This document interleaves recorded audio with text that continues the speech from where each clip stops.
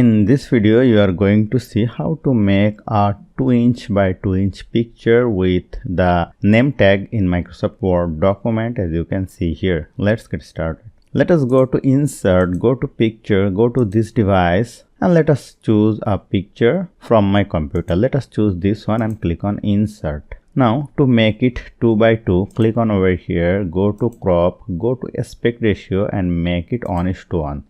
Now you can adjust it and click on outside.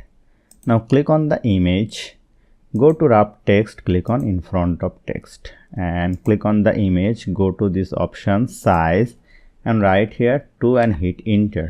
Then a 2 by 2 image will be generated.